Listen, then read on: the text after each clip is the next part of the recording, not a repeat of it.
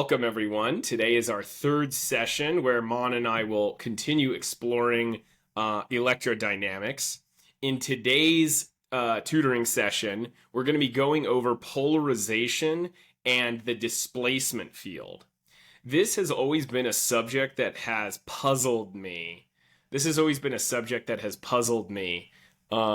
Because I've been unclear in the past as to the relationship between the displacement field and the electric field. And what I found is that explanations online tend to be unhelpful. And so we're going to try to do that by going through Griffiths. We're going to try to understand that today by going through Griffiths E&M. So if you have your own copy of Griffiths E&M, you can go to his chapter on polarization and you can kind of follow along. All right. But now one of the advantages today is we may not get answers.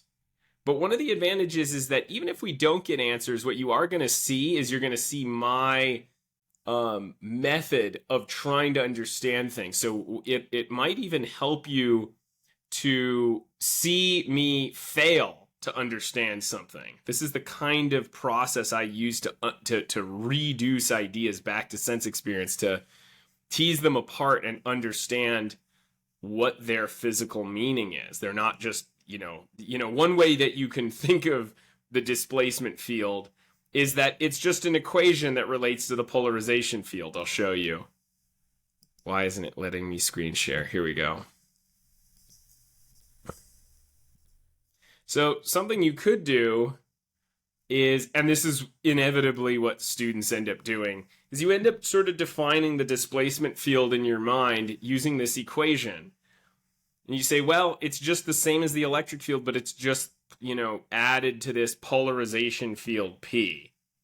Well, that doesn't really, now you understand mathematically how to calculate it, but what's its significance? Like, what do we use this for?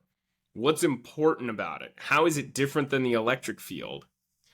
These are questions that you just won't be able to answer. So, and I can't guarantee you that by the end of this, we're going to get answers, but even if I fail in finding those answers, it'll give you a certain perspective on what it looks like when we look for them, and that can guide you in your investigations trying to understand this stuff. Maybe if you're a physics student of any age, maybe you're in college, maybe you're older, either way, you want to be able to have these skills to reduce the concepts back to sense experience. So let's start with the concept of a dipole moment. Copy. So I'm going to start over here. So first of all, let's talk about what the subject here when we talk about displacement current, the physical, displacement field. The subject we're talking about is electric fields inside of media. Electric fields inside media which change the electric field once there is an electric field inside them. So let me give an example. So let's say you have a capacitor. It's got a negative plate on the bottom and a positive plate on top. And let's say you have a substance on the inside that's made of a bunch of little molecules. It's made of a bunch of little molecules. And each of these molecules has a negative side and a positive side. Okay? A negative side and a positive side. And when the electric field is turned on, there's going to be an external electric field. It's external to the slab of material inside. When the external field is turned on, it's going to reorient all these little molecules on the inside. So let's draw that. All these little molecules are going to polarize. They're going to orient with the negative side on top and the positive side on the bottom. Okay, now there's a lot more of them than what I just drew. But this is just a model, okay? Now, the net result of this, is that on the inside, you get a lot of positive and negative charges that are right next to one another. Now, there's more than two layers, but I've drawn two layers just because I didn't want to draw more, and it still makes the point. On the inside, all of these positives and negatives are going to be right next to one another. So that creates generally a neutral volume. But on the edge, you can see there's actually a net negative charge because all these negatives are lined up. And on this bottom edge, there's a net positive charge because you have all these positives that aren't paired with anything. And what this does is it actually allows the capacitor to carry more charge than it otherwise would have. Why? Because normally as charge flows onto this surface and this surface, after a while, all these positive charges in this surface are going to be repelling one another. And so that prevents a buildup of more charge.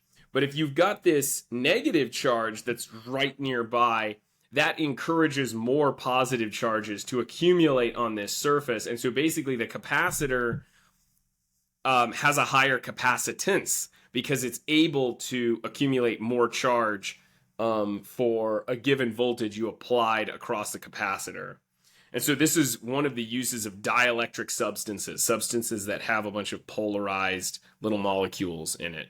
Is all this making sense so far, Mon? Yep. Cool. Now let's turn to a description on the microscopic level of the dipole moment. The dipole moment is a property of a dipole. What's a dipole? A dipole is any arrangement of charge where you've got a positive and a negative charge really close to one another. And it turns out that this occurs in nature enough that it's worth giving it its own name and studying the electric field properties that happen with this. The electric emanations, or the electric field, it comes out of the positive end and it goes into the negative end. So what that looks like is this. Let's draw that a little better. What that looks like is this. These field lines look like this. Now, that may look familiar. You might be thinking, oh man, that's the same as the magnetic field of the Earth or the magnetic field of a bar magnet. And that's correct, because a bar magnet is a magnetic dipole. And that's actually going to, bipolar behavior for a magnet is going to be even more important. So now let's talk about, so that's a dipole. It just means, it refers to this situation where you have a positive and negative charge right next to one another, and so they're producing opposite fields. There's a source right next to a sink of field. In this case, in today's case, we're going to be talking about just electric fields, not magnetic fields. And the strength of a dipole is characterized by a dipole moment. And that's given by this formula. It's a vector. And what the vector gives us is, first of all, Q, which is the strength of the two charges. The charges are taken to be a positive and a negative charge, each of charge Q. And then there's a vector D, which is a vector that goes from the negative charge to the positive charge. That's very important. You know what's funny is I'm pretty sure in chemistry, it goes the other way, which is really annoying. Have you experienced this, Mon, where it's like in chemistry classes, they think of the dipole moment as pointing the opposite direction? Yeah.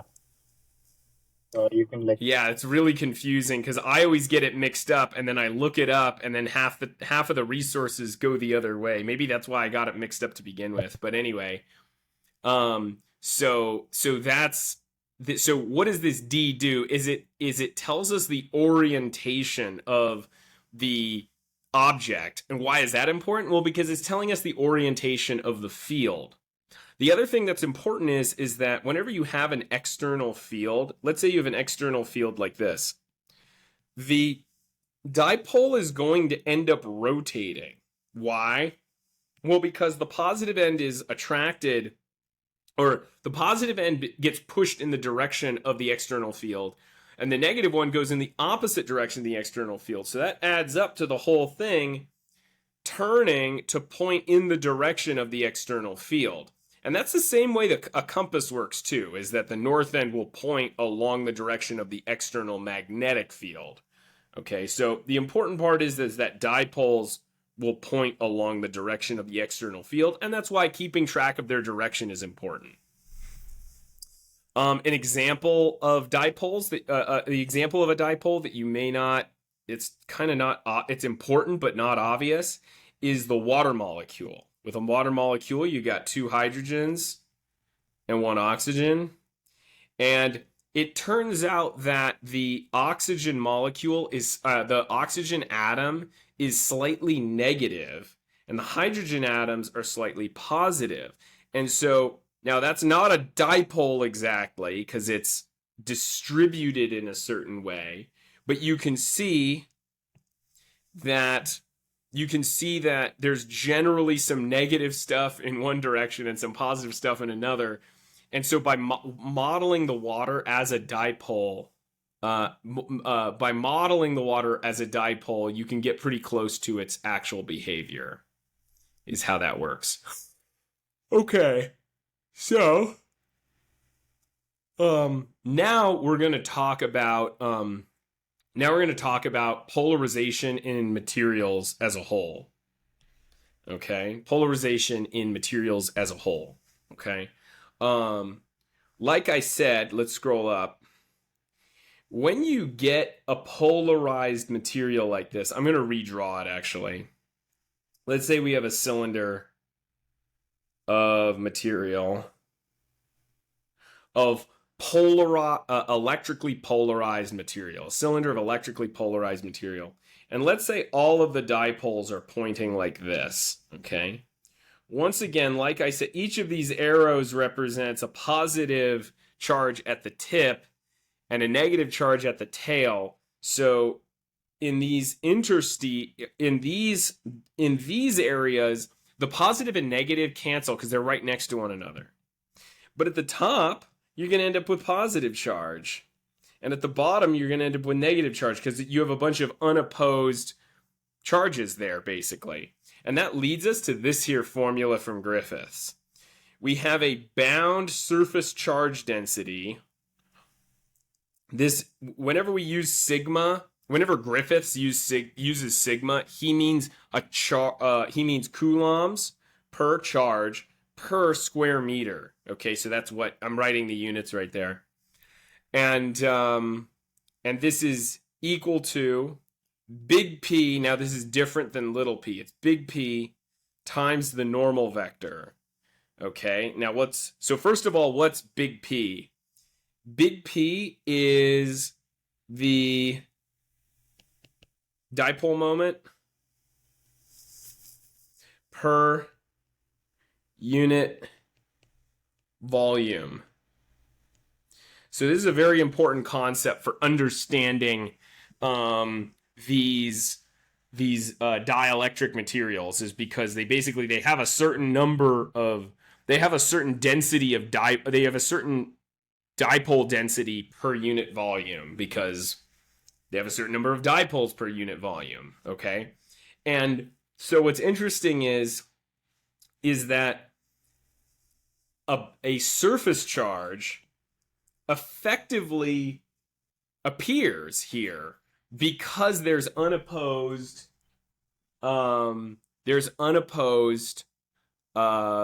polarized charge here. Okay, there's unpaired polarized charge on both the top and bottom, and that creates a surface charge. So okay, now what's up with this normal vector? Now notice this is a dot product. We have this normal vector. N is the vector that points perpendicularly to each surface. Why do you think we take the dot product with the between the polarization and the normal vector. You got any ideas, Mon? Uh, well, the dot products are projections, and so what we're trying to do is, uh, like, we're trying to uh, see how much the dipole, the electric field generated by the dipole is along the normal vector. You can see that, near the top, maybe the dipoles are not fully aligned, straight with the normal vector, but we are interested in the, uh, you know, the resultant towards the normal. And so we want to project the dipole moment per unit volume on to the normal vector, uh, because the other side would cancel out. Let's say two dipoles are, let's say, on the surface pointed like this. And like, of course, they would ideally be like this, but let's say for whatever reason, some randomness, it's like this. Any of this, the x-axis projection would be cancelled out, and we need the y-axis projection towards the normal. Uh, and so we need, uh, for surface density, surface charge density, we need uh, like the part of the dipole moment that does not count, which would be the the I think that's dot a product. good answer. I didn't think of that. Uh-oh, you're sideways. Okay. Is it better right now? Yeah, now you're not sideways. Okay, so that's Yeah. really good. I didn't think of that. I think you're right. Let's break down what you just said and see if that makes sense. Let's break that down. So you can see, so the audience is getting a real treat today because you can see we're not 100% sure if we're right here, but you can watch us try to figure it out, basically, is the idea. So we got, are you still there, Mon? Are you're cutting your camera just to save resources?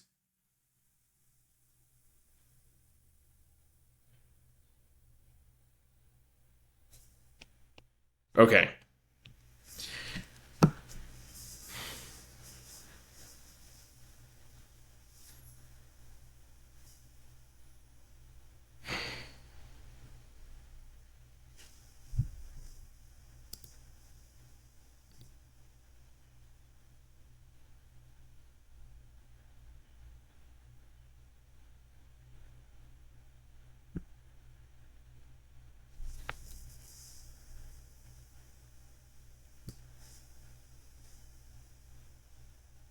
Am I there now?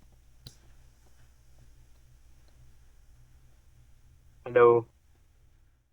Hey. Yes. It's doing the overheating thing a little bit more today. I'll somehow have to figure that out. Yeah. I'll do something about that. That's okay. Yeah. So let's continue. Okay. And take a note that we have to make a cut at 19 minutes. Okay. Yeah. Okay.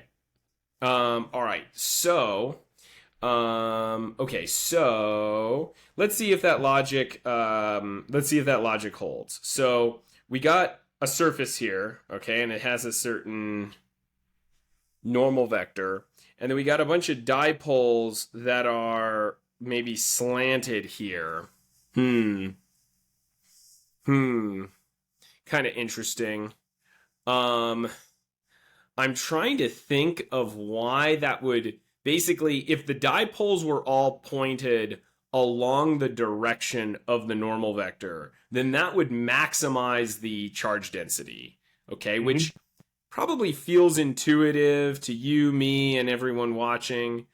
But come on, why is that actually true? So what I've done is I've made all the dipoles go slantways here. Um, I don't think and all I'm of them trying to would. See? they would you're right, they wouldn't all do that, but I'm considering all of them going in one direct. Now Let me tell you something, Mon. It's Mhm. true that all the dipoles are not pointed in the same direction. Yeah, that's true. But in general, the dipole field big P, we're talking about big P, not all the little p's, we're talking about big P, which is the Mhm. overall dipole field. The overall dipole field is the average dipole field of all of the dipoles in the material. So big Mhm. P does go in a uniform direction on average. Because if you look at Okay. any one like part, it's true that any one of the molecules are pointed in different direction, but thermodynamically, there's going to be like an average to them. Unless, of course, the dipoles are truly random, then your average dipole field is just zero throughout because all your molecules are just pointed in different directions. So, Mhm. so I'm thinking about a dipole field that goes in a particular direction like this. It all goes in a particular direction. I'm trying to think of why that reduces the charge density. Now, can you think of why that reduces the charge density? I'm not seeing it. Mm, nah, then it wouldn't. But we don't. What we It's care about is supposed to. towards the normal, right? Mm-hmm. Because, hmm, well, parallel to the surface of the cylinder, if any field is going parallel to that, would that, like the equation suggests that that should not count in the surface charge density, right? That Why would what that? shouldn't count? Let's say we have, uh, we have P as at 60 degrees, right? And Mm-hmm. so, uh, of course, part of that would go normal and part of that would go parallel to the surface of the cylinder. The equation suggests that Mm-hmm. what goes parallel to the cylinder does not count in the surface charge density because it's the I dot product. see. Hmm. Why would that not count? That's kind of that reasoning kind of sounds right, but I don't get a physical it's a good try. Tell me if you agree. I don't get a physical sense of why this works from what you just told me. It sounds kind of right mathematically, Hmm. but I don't understand exactly how the nature of the entities and their arrangement gives rise to a different charge density. Wouldn't you agree? Hmm. Yeah. Also, like Yeah, it's not it's when we define now uh, yeah. when we define normal, are we defining normal to P or are we defining normal to the surface of the charge, like the We mean cylinder? normal to the surface. It's Okay. normal to the surface. If it was normal to P, I mean, that would be like this. I don't know what that would be. We're talking about the normal to the surface. Now, let me tell you something that I got from Griffiths, Hmm. um, that that makes sense. Let's say you have a cylinder. Let's say you have the same cylinder, but let's say a samurai got bored and chopped it like this with his samurai sword. Okay? Hmm. Then you have a normal vector that looks like this, and you still have a bunch of the big P vectors going like this. With this makes sense to me. This makes sense to me why the surface charge density is the dot product. Okay? And I'll Hmm. tell you why. I'll copy this equation, copy. The surface charge density caused by the polarization is the dot product. And basically what I'll write here is it's the magnitude of the p vector times the magnitude of the normal vector, which is 1. This is barely even worth writing, but I'm just writing it so y'all don't get confused. Um times the cosine of theta, okay, where theta is the difference in direction between the p vectors and the n vector. And this is just part of the dot product, is when you use this cosine. Um, so here's the deal. I'm going to draw this, but in a more primitive way. There's a surface here, and then there's a slanted surface here. Okay, now what we have here is we have a bunch of we have a certain amount of charge, Q, as a result of all these dipoles, and it's spread over this area. Let me start over. I haven't explained part of what I'm trying to say. In the normal case, where the dipoles are all pointing just straightforwardly normal to the surface like this, this is a certain area, and then this is a certain like charge. Okay, so we get charge per area. Okay, now in this situation, we also have charge per area, but here's the thing. All of that charge, the dipoles just kind of stretch upward. We can think of the dipoles as stretching upward. What do I mean? They're not stretching upward. Let me think about this. All of the dipoles that cover this area are now arranged like this. And so this same amount of charge, Q, is divided by area divided by cosine. Is it area divided by cosine? We're going to find out in just a moment. So we got all these dipoles that used to be arranged like this. We have a bunch of dipoles that used to be arranged like this, but now they're arranged diagonally like this. Okay, and I believe that the new area is 1 over cosine. So let's think about this. So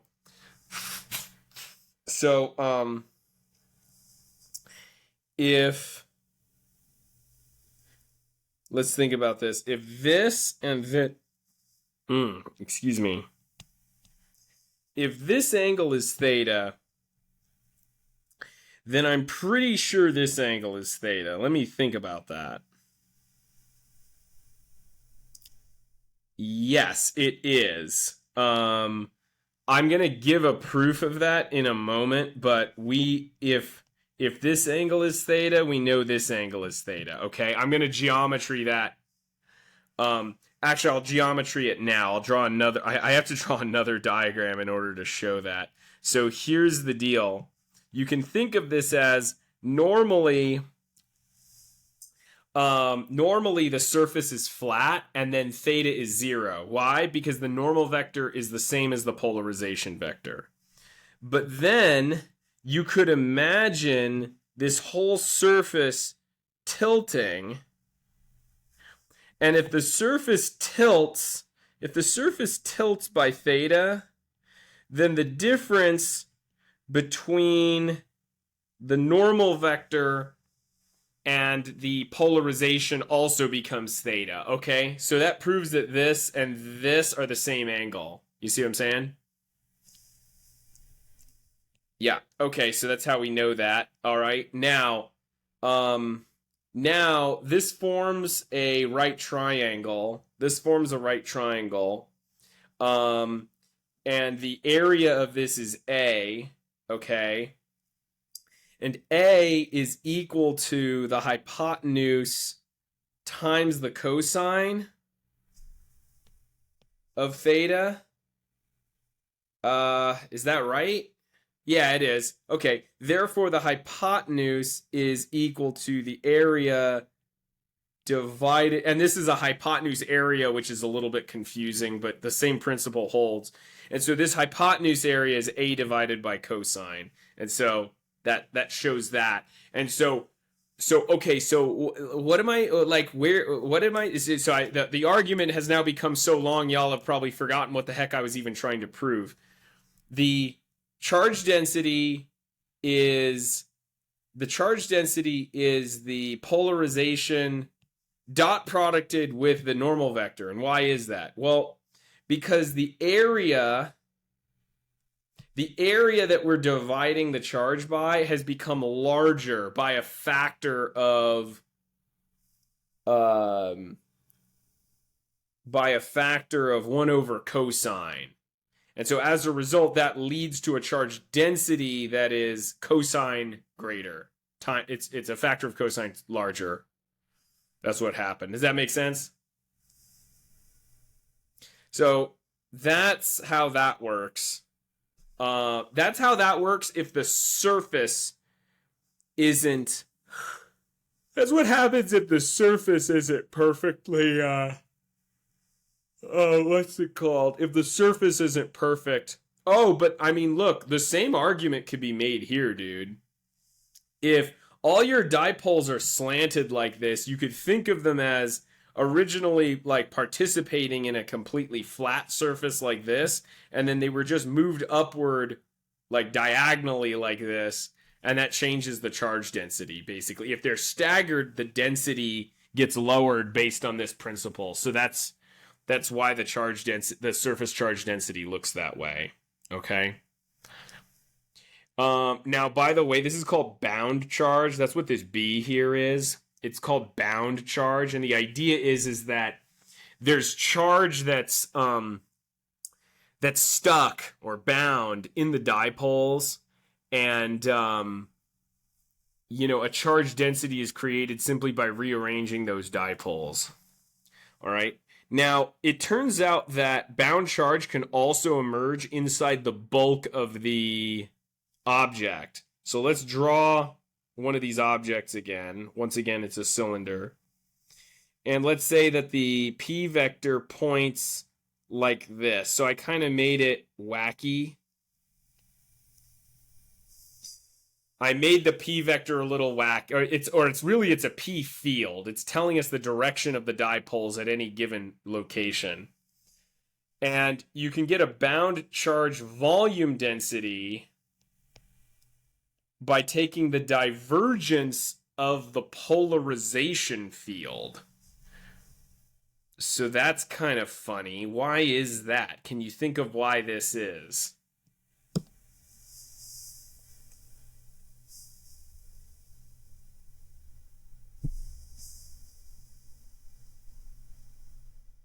Yeah.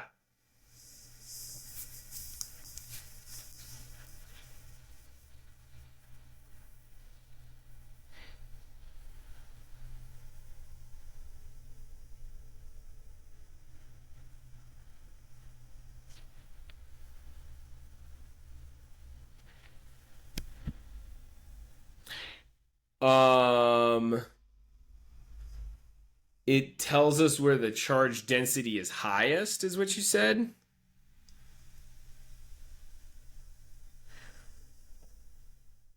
Yeah. I think you have the right image in your mind. So if you have a P field that, let's say, diverges from a certain point, then what that means is that there's a bunch of positive here and there's a bunch of negative here. And so a divergence in P means that there's actually a clump of negative charges at that location. And you'll notice that whatever the divergence of P is, the negative of that is the charge density. So if we have a positive divergence, like we have here, that means negative density. If we have negative divergence, or you can call that convergence, then you have positive charge density.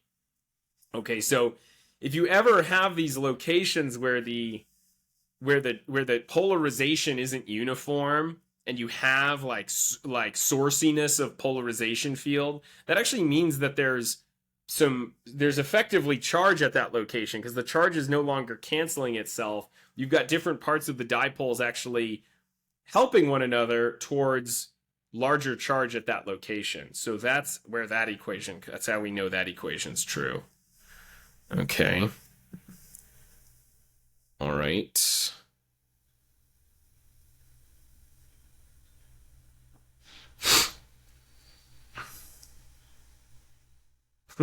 I like it how Griffiths calls this section physical interpretation of bound charges. I love the phrase, and by love I mean hate. I hate the phrase physical interpretation because it makes it sound like number one, it makes it sound like physically understanding what the hell you're talking about is like optional. Like, oh yeah, now's the part where we actually understand physically what we're talking about. Like, come on, dude. Like that's the entire point of this. If you don't know what that is, then you're just playing around with math. Um Further, the word interpretation makes it like the word interpretation is sort of the connotation of interpretation is like that there's options. Yeah, like, oh, this is my interpretation of Shakespeare's Othello. You know, this is what I got from the play. It might be different from what you got from it. Um, and it kind of makes it sound like, yeah, like it's this optional issue. Like, oh, well, it's different for everyone, and you know, there might be other hypotheses, like physical hypotheses, that are perfectly fine. And sometimes there are, but like, no, this is electromagnetism. Like, we understand this stuff. We understand physically what's going on. It's not just this story we tell ourselves about what's going on. Like, it's what's really going on. And any place where we don't, we just don't understand it. So now we're ready for the displacement field. Okay. The way this is presented in Griffiths is the following. Hold on, my recording software is bugging out. Come on, man. All right. Here's how the displacement field is defined. Let's draw it a little better. Here's how the displacement field is defined. All right. Oops, that's not supposed to be an equal sign. All right, so it's the electric field times epsilon naught times this polarization field. Okay. Okay. And in terms of, and there's a Gauss's law that actually, there's a kind of form of Gauss's law that actually applies to the polarization field, which is the following. So it's like this. It's like this. All right. Now, how does that work exactly? How does that work? Let me show you how. So what is this? This is saying that like part of like the way Griffiths explains this is mathematical. He explains that the electric displacement follows Gauss's law. The electric displacement follows Gauss's law, but what it does is it follows Gauss's law for the free charge only. So one thing that I always wanted to do when I was looking at this is to say, oh, the electric field is the cause, and then the displacement field is the effect. The displacement field only accounts for the part of the electric field that's created by the bound charges. Or I'm sorry, the displacement field. So I've messed everything up. So Mon, just let's just start cutting at 48:30 because I just messed everything up just now. Okay, yeah, because I have to start over. So now we're ready to talk about the displacement field. Okay, and the displacement field is defined with this equation here. Okay, and you can see what is this? It's the electric field plus it's the electric field times a constant, but then plus the polarization field. And when you define the displacement field this way, it gives rise to a kind of Gauss's law for the displacement field. Now notice that this is this displacement field, it follows Gauss's law, but it follows Gauss's law only for the free charges. Only for the free charges. So let me explain what I'm talking about physically here. Okay, so let's say you have an object, and once again, it's this cylinder with Like, let's say it has random dipoles in it. The dipoles are just pointing in every friggin' direction. Okay. Then let's say that you apply an external electric field.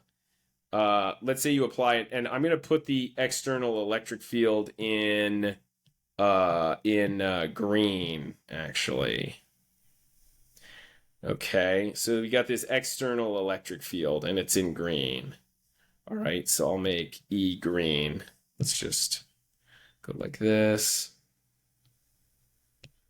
Okay, so E is green. Okay, then that leads to a polarization like this. Okay, so in the spirit of doing things in colors, make the polarization vector red. Okay. Now, all of this polarization,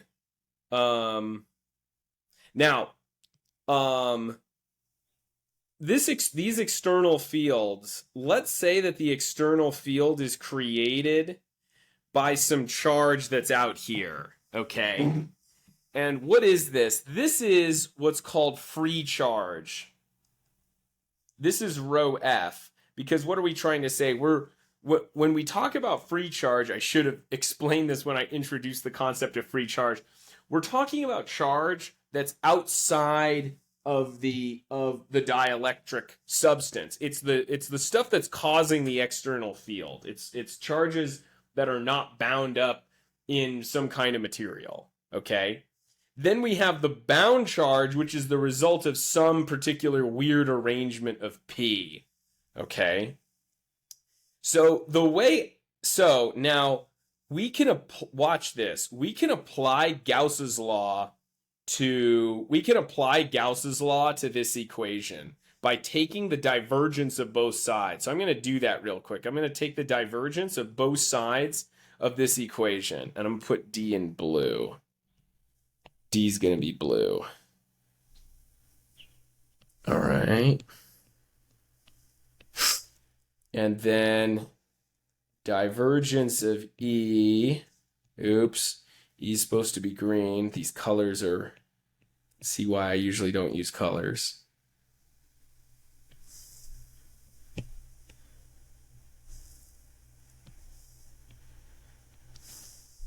Okay.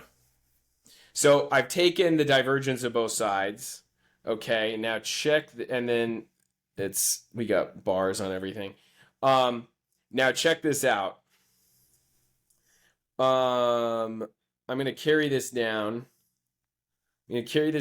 Equals, okay, now check this out. What does this represent?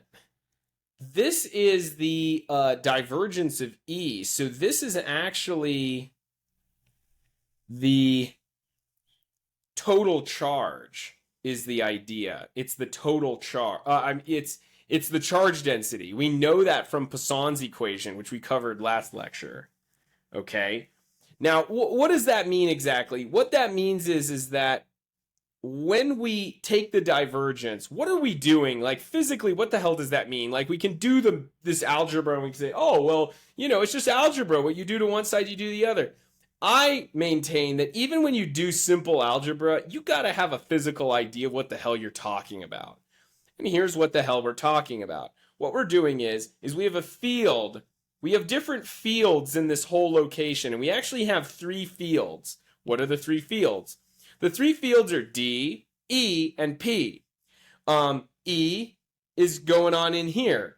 D, we're not exactly sure. E is these green fields here, and it's going on throughout this whole region. D, there's probably D in here somewhere, but we haven't figured out exactly where it is. I mean, our whole purpose is actually to find D right now. Okay, and then there's P, which exists only inside of the dielectric substance. So, we have this, to review, we have this dielectric substance. It's being subjected to an external electric field, which is caused by some charges that we just kind of arranged on the outside, okay? And we're taking the divergence of both sides, and we're trying to figure out what the divergence of D is. And when we do that, we're taking the divergence of E. And the divergence of E is equal to the total charge density at any given point.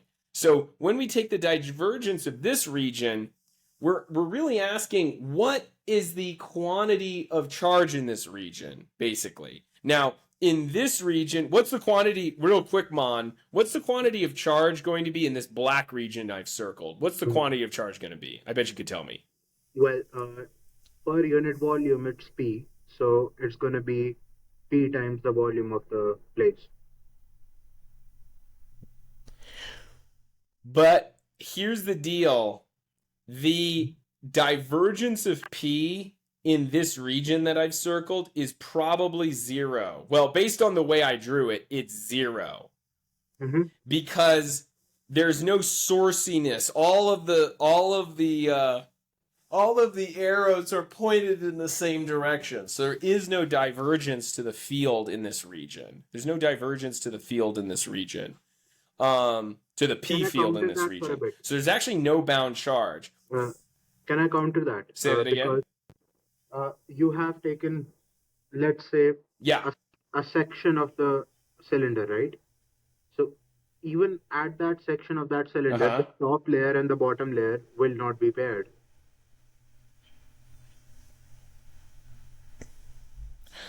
Oh, that's a good point. Yeah, because it's like there's some areas where I'm including and some areas I'm excluding, and simply by virtue of the fact that I'm including and excluding some stuff, there's going to be a boundary which creates a charge. That's what you're saying, right? Yes. Yeah, that's a good point. Let me think about that. That's a good counter argument. The point is, though, is that like whenever we consider any particular location, the divergence or sourciness of that location is 0. Therefore, the bound charge is 0. At this location, the sourciness is not 0 because you have like a true boundary. You have a place where the red vector is non-zero here, and then a place up here where the red vector is 0.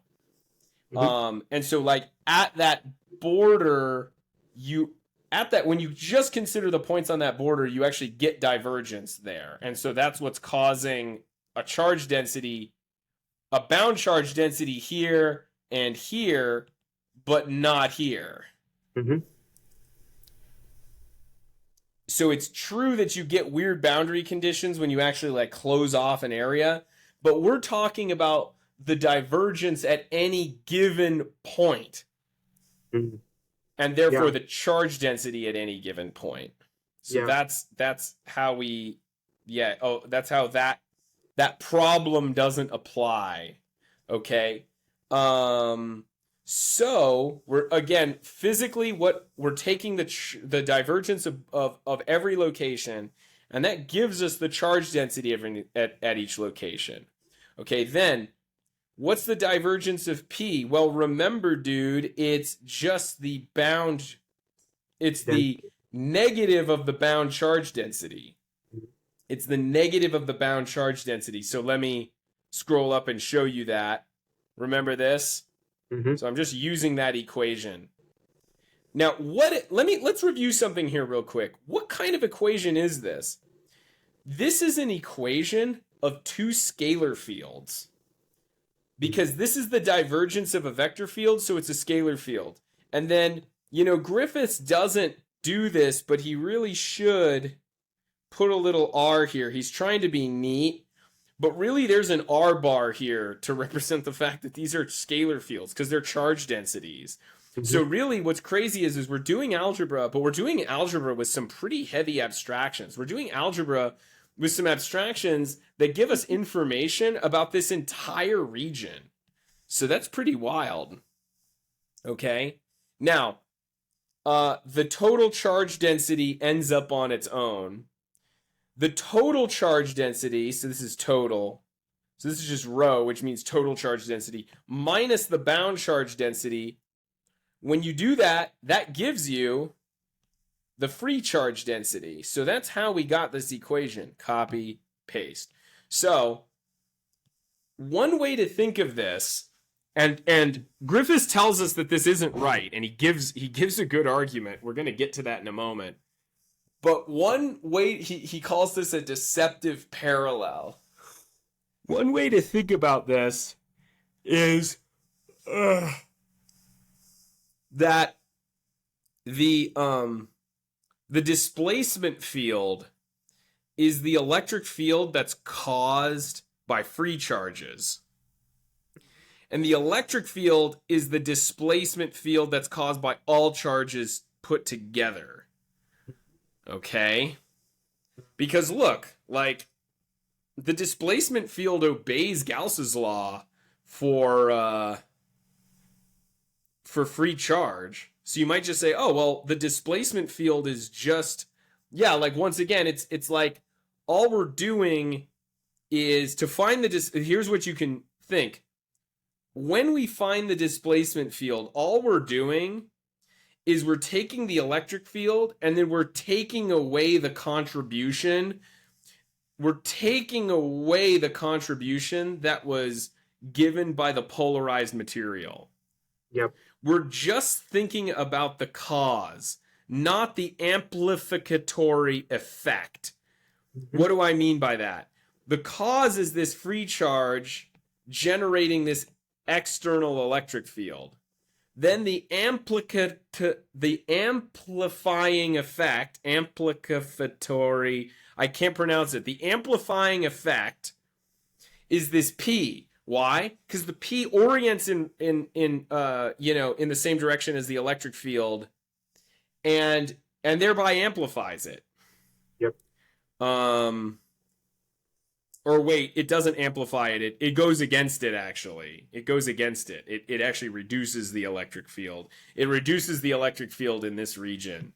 Because, again, you have a bunch of positive charges here. You'll end up with positive charges here and negative charges here. And so in this region, and maybe in, like, all of the regions, I think, maybe it reduces, it tends to reduce the overall electric field.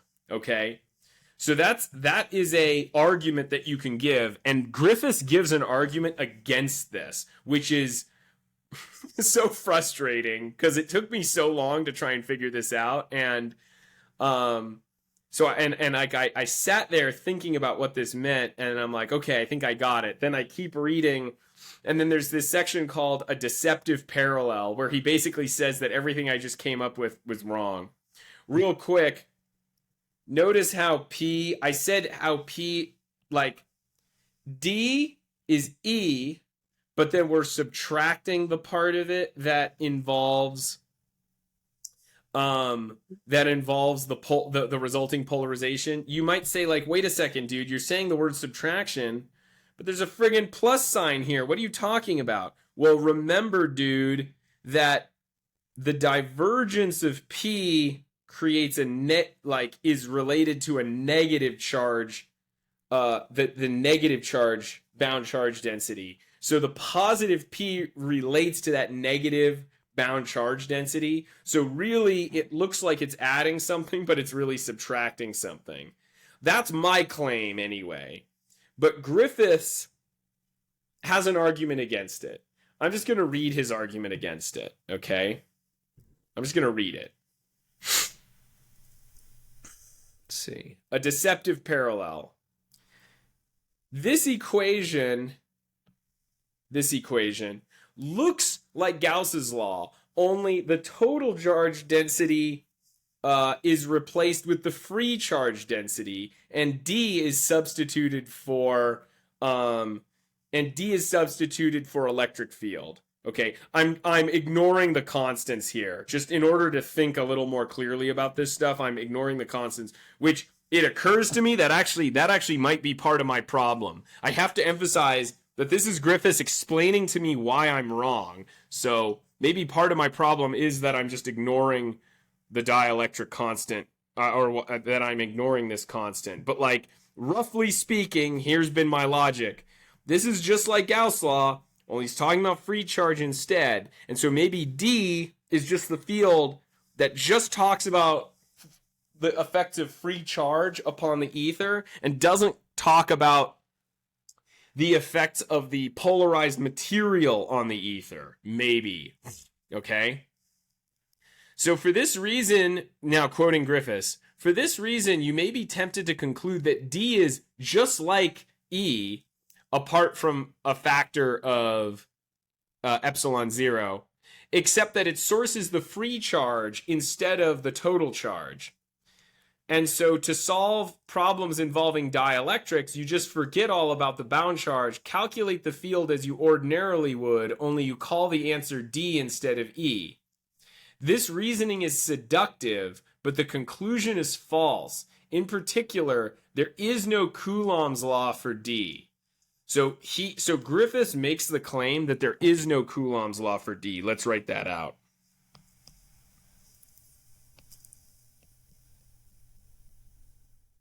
So here's what Griffiths writes.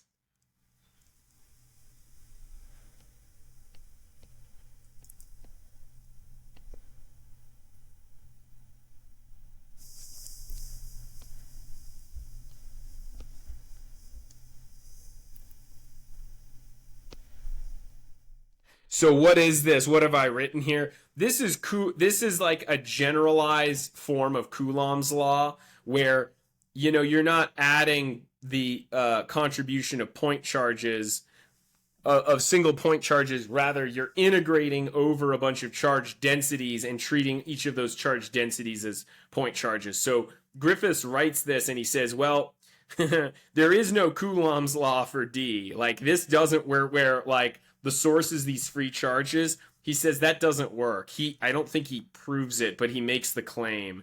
Does that make sense? Again, he's not proving this, but he's making the claim that there is no Coulomb's law for this. Okay, now he says the parallel between E and D is more subtle than that. Okay, and then here's what. Now I've read this section many times and I find it utterly unhelpful. I'm going to read ChatGPT after Griffiths, and we're going to see, and I think ChatGPT's answer is better. Okay, but I need to confirm that what it's saying is even true. For all I know, it's just messing this up. The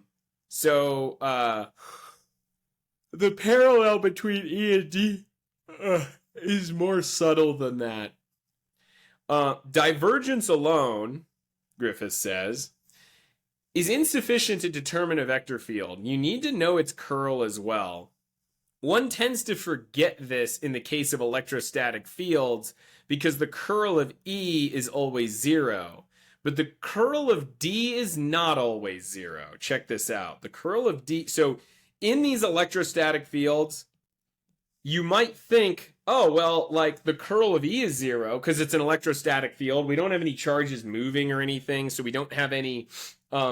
we don't have the, basically, like, when charges move, you get changing electric fields, which cause swirling magnetic fields.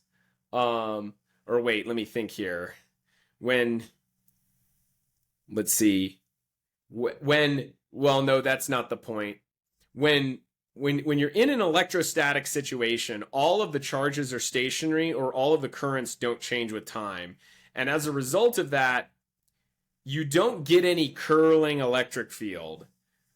Remember that the only cause of a curling electric field is a changing magnetic field. And in an electrostatic situation, we're saying that the magnetic fields are all constant in time. So this basically isn't going to happen. So in the situation we're considering, and so we say that the electric field doesn't curl. However, Griffiths is reminding us that is letting us know that D actually does curl still, even though E doesn't. So check this out. The curl of D is equal to, of course, epsilon curl of E, and all of that's going to end up being 0 plus the curl of P. The curl of P? Okay, that's interesting. What's the curl of P? Now, this is 0. This is 0. So as a result, the curl of D is equal to the curl of P. And there's no reason that P can't curl. Because, like, imagine the dielectrics all being, imagine the polarized molecules all being arranged like this inside of a dielectric. That's a little wacky. I don't know if I've ever seen that before, but Griffiths is saying that that's not in general false. So what Griffiths is saying is he's saying that the curl of D is not zero. It's actually equal to the curl of P. So you cannot just look to this equation to define D. You actually have to look to this pair of equations to define D. In other words, D isn't conservative. D isn't a conservative field in general. If the polarization curls, then then D also curls. And so you won't be able to strictly define it in terms of some kind of scalar field. Okay, does that make sense? Yeah. Yeah, so that's what Griffiths says. I'm convinced that I'm wrong. Are you convinced that he has refuted me? I think so because we can, like as we said, like if if there is a curling element, then it has to be a vector field, not a scalar field. Yeah.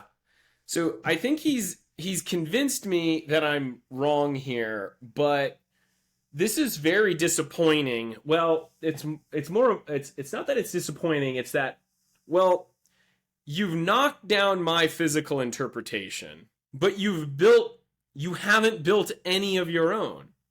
Mm-hmm. So that's fine. You've shown me I'm wrong. You've shown me my physical interpretation is wrong. Good. That's great. But you didn't, you've failed to satisfy the inclination that leads people. What's that? Basically, he has done half the job. He has given the negative. He hasn't given no positive. Yeah, and I mean, Griffiths is like everyone else in physics. He doesn't think that understanding the physics is important. He's very focused on math. So that's what he doesn't end up explaining the physical significance. He just knocks down the student's attempt to understand the physical significance of D. So here's what he offers instead. Here's his positive program he gives on the next page. Advice: when you are asked to compute the electric displacement D, first look for symmetry. If the problem exhibits spherical, cylindrical, or plane symmetry, then you can get D directly from this equation. Let me write the equation down. He numbers it, but I have to write you can get D from this equation, from Gauss's law. This is just the Gauss's law version of D. So it turns out that if you have symmetry, this is really easy to solve for D because you have some kind of symmetrical distribution of what's it called, of free charge. Let me give you an example of this. So like, let's say you have cylindrical symmetry, so you have a cylinder of free charge, and this isn't supposed to be a dielectric. I know I showed a cylinder of dielectric before. Now I'm just showing a cylinder of regular charge. When you have regular charge like this, a regular cylinder of charge like this, you have cylindrical symmetry.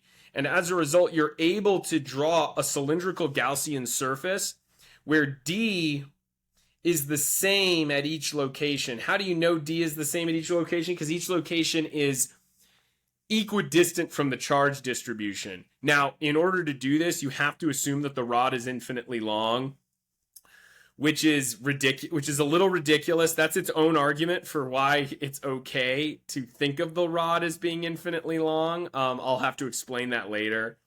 But the idea is like when you have symmetry, you know D is uniform, and therefore you're actually able to solve this equation without actually doing an integral. Let me show you real quick. The area of the lateral surface of this cylinder is 2 pi r, where r is this distance right here, times h, where h is the like height of the cylinder. Mhm. Okay. And the reason is because like this is the area of the Gaussian surface, and then you just multiply by d, and then that equals the free charge. Okay, and then what do you do to solve for d? You just rearrange. It's super easy. You just rearrange this stuff, and you find that the field is inversely proportional to your distance from the rod, basically, is what you find. Okay. Mhm. So he's saying, so once again, what is he saying? He's saying look for symmetry, and then it allows you to solve for D. What else is he saying here? If the problem exhibits symmetry, then you can get D directly, like I just showed you. Evidently, in such cases, the curl of P is automatically 0. But since symmetry alone dictates the answer, you're not really obliged to worry about the curl. If the requisite symmetry is absent, you'll have to think of another approach. And in particular, you must not assume that D is determined exclusively by the free charge. So, I believe that his explanation, it doesn't just account for when you have like a rod of free charge. I think it also works for a rod of dielectrics. And, like I'll give another example. Let's just do this again, only let's talk about a rod of dielectric. Let's say that I didn't draw the cylinder quite right. Hang on. There we go. That's better. Okay. Let's say that the p vector, which I like to draw in red, the p vector is radially outward. I know this doesn't look radially outward. I'm not that good of an artist. Just pretend it's radially outward from the center of the cylinder, okay? Dot, dot, dot, dot, dot. That's the center line, and you've got radially outward P. That's the best I can do. Well, I mean, I could do better, but you're going to have to sit here and wait for me to draw it, which I don't want to put you through. So you got these vectors pointed in all these different directions. That's a situation where the curl of P is 0. But more importantly, says Griffiths, or I don't know, not necessarily more importantly, but more simply when you're trying to answer problems, you have symmetry here that allows you to just draw a Gaussian surface. It allows you to draw a Gaussian surface, and from this dude's perspective, he's just seeing like a uniform distribution of polarities. And so as a result, because there is that symmetry, you're able to use the Gauss's law version, the D version of Gauss's law here for problems like this. So in other words, Griffiths only gives us advice here on how to solve problems by looking for symmetry. He gives us no understanding of the physical situation. He gives us no understanding of the physical meaning of D and how it relates to E. And so what we're going to do now is we're going to go through ChatGPT's answer, and ChatGPT claims to know the difference. So I'm going to read that and try to understand it. So, alrighty. So, after consulting with ChatGPT, I have found that Griffiths is a little bit of a bastard, okay? Because he's technically right that this is a deceptive parallel and that the parallel does not generally hold. But the whole purpose of the whole purpose of displacement current, not displacement current, that's a different thing, sorry.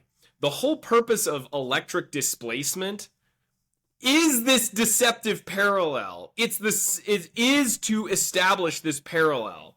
Okay? And it's this simple. It's really this simple. So everything now, however, I have to emphasize, everything Griffiths said about why this is a deceptive parallel, it's all correct. It's all completely correct. But what he's missing is the following.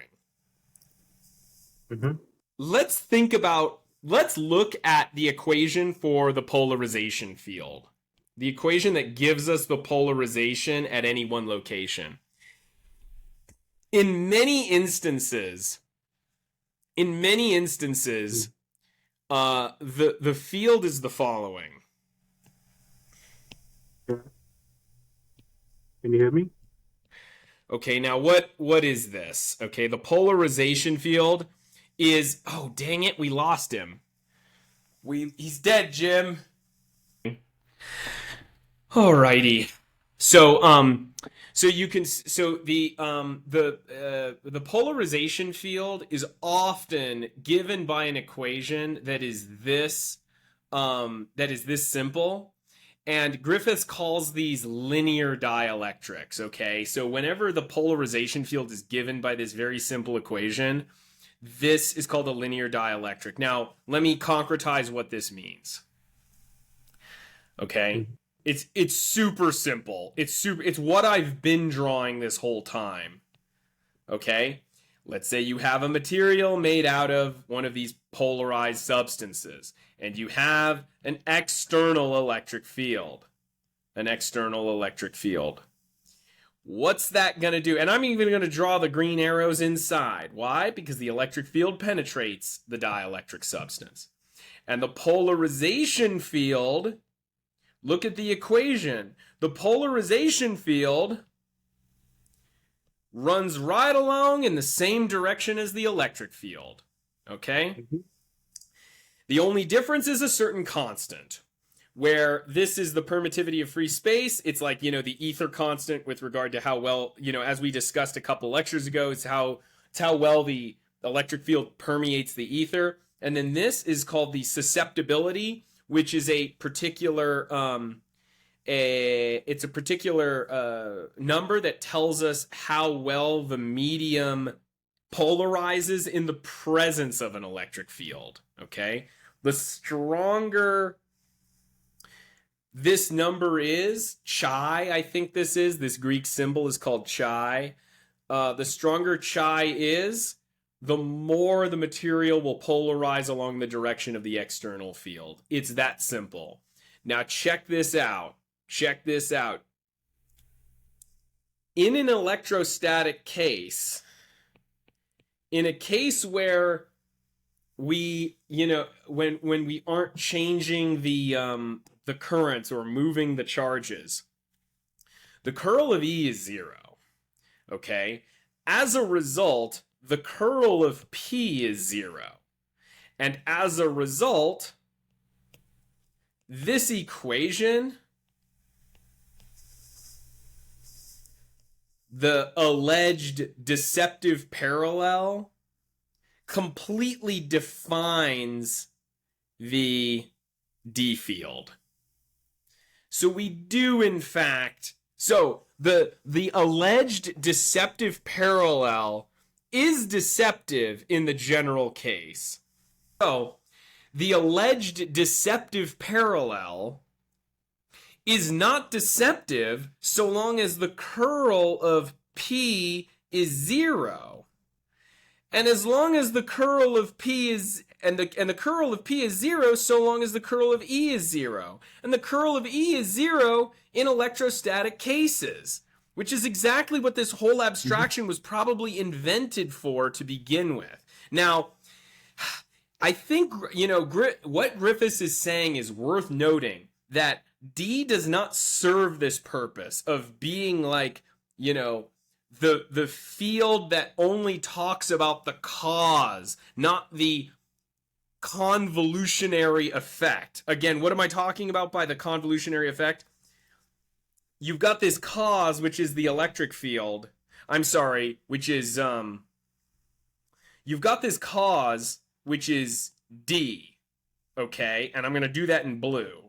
So D is this external electric field that's caused only by the charges. Negative, negative, negative, positive, positive. So D is the cause. We're trying to remove the part that's like complicated when we talk about D. Then the polarization is the effect. The polarization is the effect. Why? Well, because the D field like changes the direction of all these little red dipoles, and they start pointing along with the blue.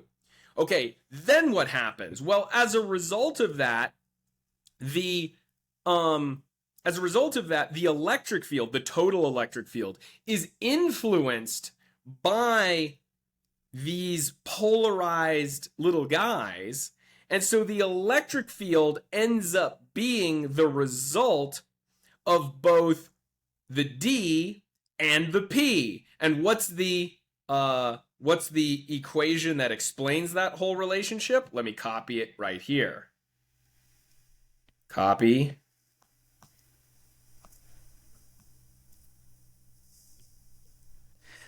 Okay, so what is D?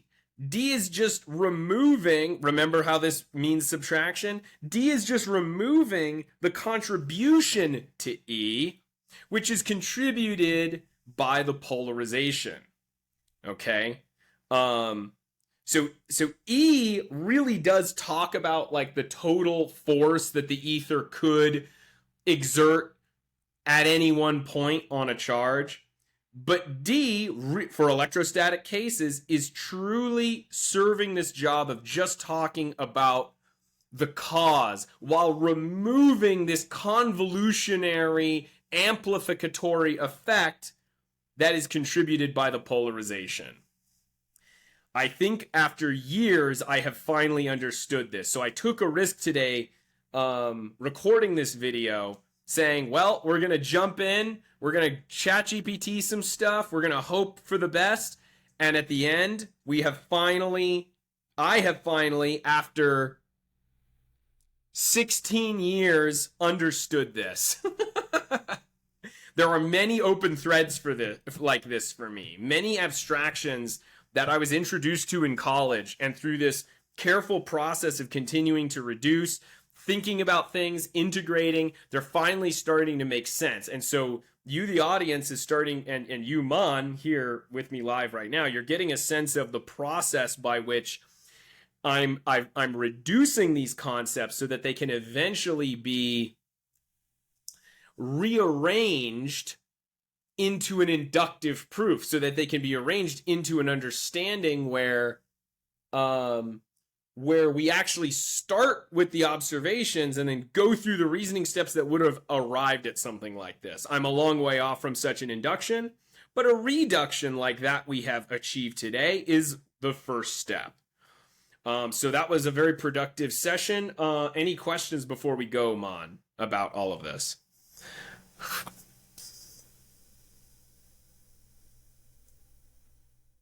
Yeah.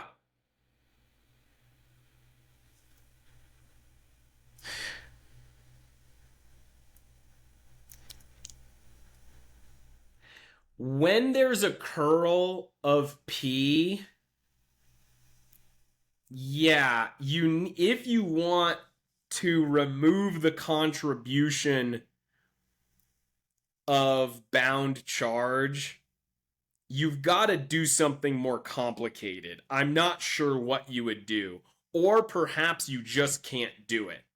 Remove it, but what we've seen here is that D allows us to remove the contribution of bound charge for electrostatic cases.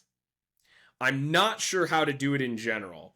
My understanding is that for practical applications, this is really all you need. Because I'm not really sure when this equation, what kinds of situations for which this equation doesn't hold, where the polarization of the material doesn't follow the polarization of the external magnetic field, the external electric field. I'm sure there are nonlinear materials I'm not sure how common it is that we like how common they are. Um, and I think for now, what we can say is that understanding an abstraction which deals with such materials is simply just outside the scope of what we need to understand. We don't need to understand that in order to understand what's going on here. And this has for a long time been a bugbear for me, where it seemed to have a particular physical meaning, but then Griffiths has this great argument against that physical meaning, and I just didn't know what to do. But through the magic of ChatGPT, and then of course I checked this against ChatGPT. I checked this against the equations in Griffiths, and then reasoned it out and I actually simplified the reasoning found in ChatGPT immensely. It gave me a lot of extra stuff that we didn't really need. That's it. That we can see this.